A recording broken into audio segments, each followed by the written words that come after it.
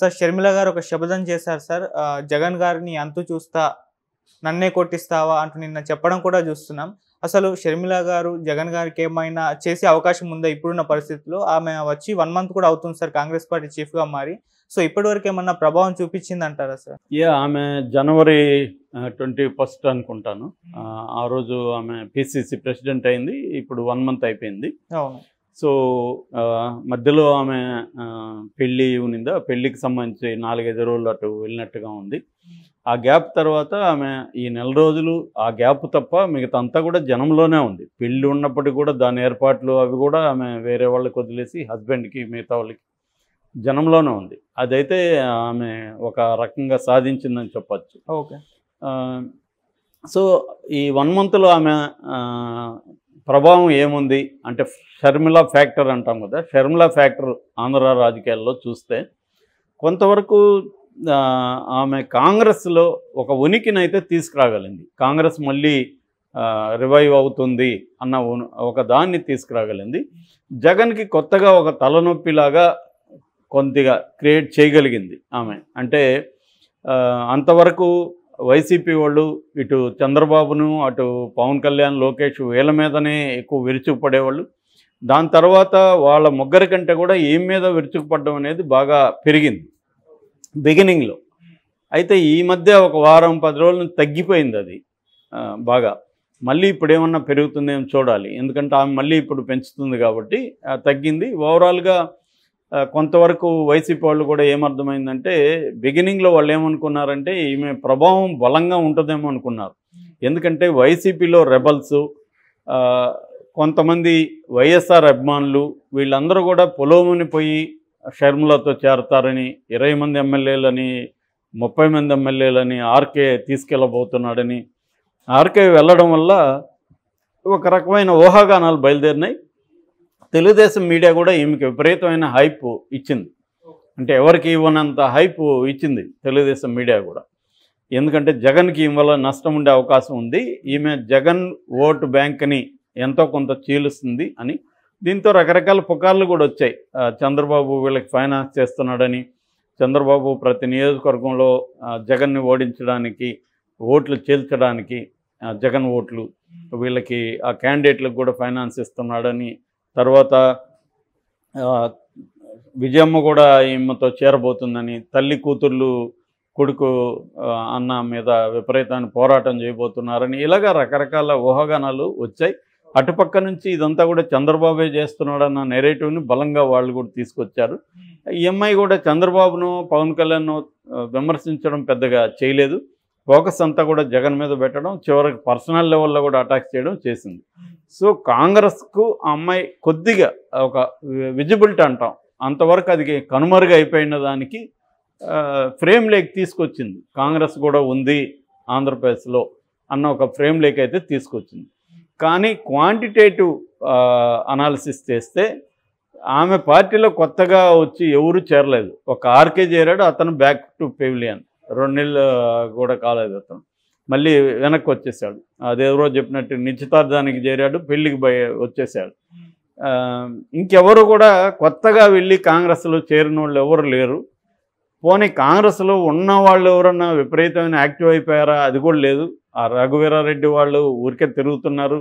ఆయన ఎవరు, ఆత్మ పరమాత్మ ఆయన ఉన్నాడు కదా, కేవీపీ రామచంద్రరావు, ఆయన రంగంలోకి వచ్చాడు తప్ప, ఆయన 1-2 ఇంటర్వ్యూలు చెప్పాడు తప్ప ఆయన ఎవరు పట్టించుకునేవాళ్ళు లేరు ఇవాళ. కాబట్టి కాంగ్రెస్ లీడర్షిప్ కొత్తది రాలేదు, కాంగ్రెస్లో నుంచి బయట నుంచి కాంగ్రెస్లోకి ఎవరూ రాలేదు. కాబట్టి ఆ రకంగా ఈమెదో చేయబోతుందన్నది తుస్సుగా తేలిపోయింది. కాబట్టి వైసీపీ వాళ్ళు కూడా అనవసరంగా మనమే ఇంపార్టెన్స్ ఇస్తున్నాం అన్నట్టుగా వాళ్ళు మీడియా కూడా తగ్గించేశారు.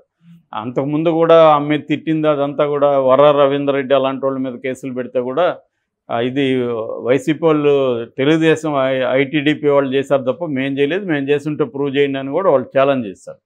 ఇక్కడ సైబర్ క్రైమ్ పోలీసులు కూడా అదేమీ దొరకలేదు. కాబట్టి ఆమె ప్రభావం పెద్దగా ఏమీ లేదు. ఆమె ఓట్ల షేర్ పెరుగుతుందనేది కూడా ఏమి లేదు. గతంలో 1+ వచ్చింది, ఇప్పుడు 2+గా కొన్ని చూపిస్తున్నాయి. కానీ సర్వేలు అంత కూడా వచ్చే పరిస్థితి అయితే లేదు. ఎందుకంటే ఎవరైనా కాంగ్రెస్కి ఓటేయడానికి ఏదన్నా ప్రాతిపదిక ఉండాలి కదా, ఆ ప్రాతిపదిక ఏమీ లేదు. రెండవది వైఎస్ఆర్ లెగసీ జగన్దే తప్ప ఆమెది కాదని కూడా తేలిపోయింది. వైఎస్ఆర్ అభిమానులు కొత్తగా ఒక అభిమాని కూడా వచ్చి చేరడం లేదు. ఇంకా ఆమెకి నెగిటివ్గానే ప్రశ్నలు వస్తున్నాయి. వైఎస్ఆర్ని దొంగగా చెప్పిన కాంగ్రెస్ పార్టీ, మీ అన్నని జైల్లో పెట్టిన కాంగ్రెస్ పార్టీతో మీరు ఎందుకు కలిశారని ఆమెని ప్రశ్నిస్తున్నారు. దానికి ఏమి సమాధానం చెప్పినా దాని పట్ల సాటిస్ఫాక్షన్ కావట్లేదు. ఆ రకంగా షర్మిల ఫ్యాక్టర్ అనేది పెద్దగా ఏమీ పనిచేయలేదు. ఇప్పటికీ పనిచేస్తుందనే హోప్ కూడా ఏమీ కలగలేదు. ఎందుకంటే ఎన్నికలు ఇంకా 50 డేస్లో ఉన్నాయి. ఈ లోపల ఆమె సాధించేది ఏమీ కనిపించట్లేదు. ఆమె ఏదో సమ్ న్యూసెన్స్ వాల్యూ అంటారు, అలాంటిది క్రియేట్ చేయడం తప్ప ఏమి లేదు. నిన్న ఇక్కడ కూడా అలాంటిది చాలా చేసింది ఆమె, విపరీతంగా చేసింది తెలంగాణలో అయితే. దానివల్ల ఏమైంది ఆమెకి? ఎవడన్నా కొత్తగా ఒకడు చేరాడు ఆ పార్టీలోకి? ఆమె ఏమన్నా ఎలక్షన్లో నిలబడగలిగిందా? ఏమీ లేదు. ఏదో చెప్తుంది, నేను 30 చోట్ల కేసీఆర్ని ఓడించాను అని చెప్తుంది. అంటే నేను పాల్గొనకపోవడం వల్ల ఆయన ఓట్లు చేయలేదు కాబట్టి అంటుంది. అవన్నీ డేటాకి నిలవు. డేటా లేకుండా ఒట్టి మాటలకి ఏమి ఉండదు. అలాగే అక్కడ కూడా ఏ నియోజకవర్గంలో కూడా ఆమె పట్టుమని ఒక 5,000 ఓట్లు సంపాదించే పరిస్థితి కూడా ఆమెకు లేదు. లేనప్పుడు ఆమె జగన్ ఓట్లు చీల్చదు, జగన్ వ్యతిరేక ఓట్లు కూడా చీల్చే పరిస్థితి ఆమె దగ్గర ఏమీ లేదు. కాబట్టి ఆమె ఫ్యాక్టర్ అనేది ఊరికే ఒక ఎంటర్టైన్మెంట్ ఫ్యాక్టర్గా నిలిచిపోతుంది తప్ప ఒక ప్రభావవంతమైన ఫ్యాక్టర్గా షర్మిల ఫ్యాక్టరు ఉండే అవకాశం అయితే కనిపించట్లేదు. అయితే నిన్న ఏం జరిగిందంటే ఆమె పెళ్లి నుంచి రావడమే, ఎయిర్పోర్ట్ నుంచి దిగడమే ఆమె యాక్షన్ స్టార్ట్ చేసింది. తను చెలో సెక్రటేరియట్ ఉద్యోగాలకు సంబంధించి నిన్న నేను ఆ వీడియోలో చెప్పాను, గవర్నమెంట్ ఉద్యోగాలు అనేవి ఒక ఇల్యూజన్. అది గవర్నమెంట్లో అన్ని ఉద్యోగాలు లేవు. లేనప్పుడు హామీలు ఇవ్వడమే రాంగు. ఇచ్చినాక వాళ్ళు నిలబెట్టుకోలేదని మళ్ళీ వీళ్ళు ప్రతిపక్షాలు గొడవ చేయడం కూడా అంతే కామెడీ అది.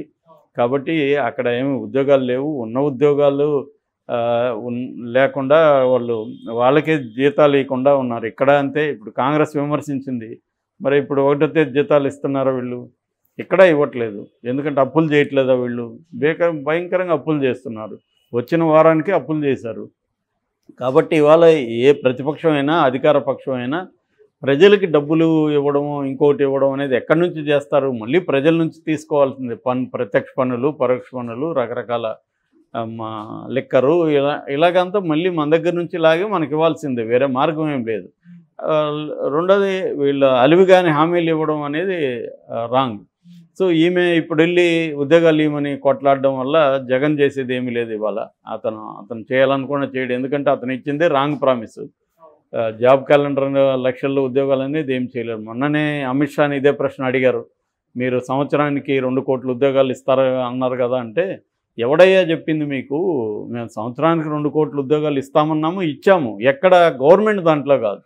మీరు ఈ పాత వామపక్ష మేధావులు ఇంకా గవర్నమెంట్లో జాబుల గురించి మాట్లాడుతున్నారు. మేము 10 ఏళ్లలో 10 లక్షల కోట్ల విలువైన ఇన్ఫ్రాస్ట్రక్చర్ నిర్మించాం దేశంలో. ఈ 10 లక్షల కోట్ల ఇన్ఫ్రాస్ట్రక్చర్లో ఎవరు పనిచేశారు? రోబోలో పనిచేశారు, మనుషులు పనిచేశారా? వాళ్ళకందరికీ ఉద్యోగం కల్పించినామా లేదా మేము అని ఆయన అంటున్నాడు. అది 100% కరెక్ట్ అమిత్ షా చెప్పింది. ఎందుకంటే గవర్నమెంట్లో ఉద్యోగాలు అనేది కాన్సెప్ట్ అయిపోయింది. అది దాన్ని ఇప్పుడు ప్రెజర్ చేసి ఏం లాభం లేదు. దానికంటే కూడా నువ్వు స్కిల్స్ నేర్చుకొని ప్రైవేట్ సెక్టర్లో బోల్డ్ ఆపర్చునిటీస్ ఉన్నాయి. నువ్వు స్కిల్స్ లేవు. మనకి వరల్డ్ వైడ్గా డిమాండ్ ఉంది. ఇవాళ వరల్డ్ వైడ్గా సప్లై చేయగలిగిన యూత్ మనకు ఉన్నారు. 35 ఏజ్ గ్రూప్ లోపల ఉన్న వాళ్ళు మన దేశంలో 65% పాపులేషన్లో వాళ్ళే ఉన్నారు, యూత్ ఉన్నారు. సో ఈ యూత్ను ప్రపంచానికంతా కూడా సప్లై చేయగలిగిన వర్క్ ఫోర్స్ కానీ హ్యూమన్ రిసోర్స్ కానీ ఇండియాలో ఉంది. కానీ స్కిల్ సెట్ లేదు వాళ్ళకి. 150 ఏళ్ళకు పైన మనం వెనకబడి ఉన్నాం స్కిల్లో. ఒక ఇంటర్నేషనల్ స్టాండర్డ్స్, ఒక ఆస్ట్రేలియా, ఒక జర్మనీ, ఆ స్టాండర్డ్స్తో చూసినప్పుడు దాన్ని డెవలప్ చేయాలి. దాని మీద గతంలో కాంగ్రెస్ చేసింది. బీజేపీ ఇంకా మోర్ ఎఫెక్టివ్గా స్కిల్ డెవలప్మెంట్ మినిస్ట్రీని పెట్టింది, సెంట్రల్ లెవెల్లో చేస్తున్నారు. అది చేయాలి తప్ప గవర్నమెంట్ ఉద్యోగాలు రాలేదని ఇస్తామని యూత్ని నమ్మించి వాళ్ళని ఆత్మహత్యల వైపు ప్రేరేపించడం రాంగు. అది అమ్మాయి రాంగు పోరాటం. దానికేం అమ్మాయికి యూత్ నుంచి కూడా మద్దతు దొరకలేదు.